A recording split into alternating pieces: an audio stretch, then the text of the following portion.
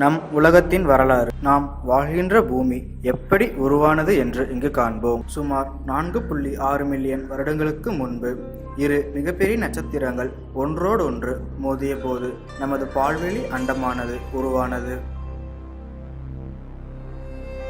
இந்த மோதல் கோடான கோடி துகள்களை உருவாக்கியது. அதில் நமது சூரிய மண்டலமும் அடக்கம். நமது புவி உருவான போது நெருப்பு பந்தாக காட்சியளித்தது. கால மாற்றத்தினால் அது குளிர்ந்து நீராகவும் நிலமாகவும் உருவானது.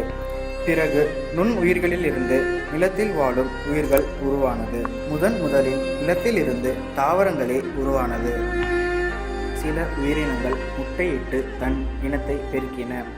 சில உயிரினங்கள் குட்டி போட்டு பால் கொடுக்கின்றன. அவைகள் பாலூட்டிகள் எனவும் அழைக்கப்படுகின்றன. உயிரினங்கள் முதலில் தாவர பட்சினியாக இருந்தது. பின்பு தன் குட்டியை தானே உண்டு மாமிச பட்சினியாக மாறியது. அப்போதிலிருந்து தாவர பட்சினிகள் மற்றும் மாமிச பட்சினிகள் என்று இருவேறு உணவு பழக்கங்களை உடைய உயிரினங்களாக பிரிந்தன.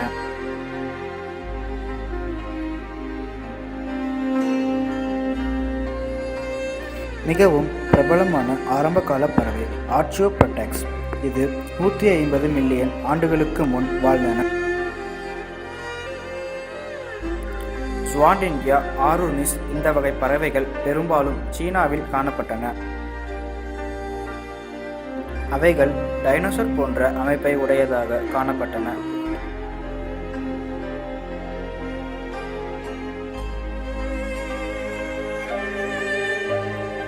டைனோசர்ஸ் வாழ்ந்த காலகட்டங்களில் இருந்துதான் தாவரங்களில் பூக்கள் தோன்றின. மிகவும் குறைந்த அளவிலேயே பூக்கள் காணப்பட்டன. பூக்கள் வெறும் 70 மில்லியன் ஆண்டுகளுக்கு முன்னதாக தோன்றின. சுமார் 25 மில்லியன் ஆண்டுகளுக்கு முன்பு ஆப்பிரிக்காவில் மனித குரங்கு தோன்றின. பின்பு 7 மில்லியன் ஆண்டுகளுக்கு முன்பு தோன்றிய ஹுமினிட் சஹெலன்தெரப்பஸ் சாண்டிசிஸ். நகாலிபித்திகஸ் ஆர்னோபித்திகஸ் மனித குடும்பத்தில் மிக பழமையான இனங்களில் ஒன்றாகும். இந்த மனிதர்கள் மேற்கு மத்திய ஆப்பிரிக்காவில் வாழ்ந்தன.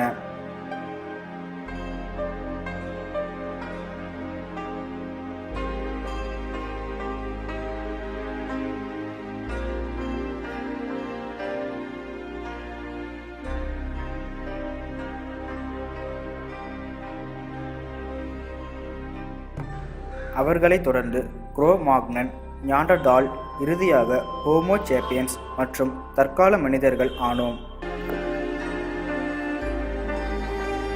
நாம் நாகரிக வாழ்க்கையை தொடரும் பொழுது இருவிதமான நாகரிகங்கள் உருவானது. அவை புதிய கற்காலம், பழைய கற்காலம். குரோ-மாக்னன், கிரிமால்டி மக்கள், ரெசிலியன்ஸ் இவர்கள் பழைய கற்காலத்தில் வாழ்ந்தவர்கள். புதிய கற்கால மனிதன் தாவரங்கள் மற்றும் விலங்குகளை உபயோகித்து தன் தேவைகளை பூர்த்தி செய்தான்.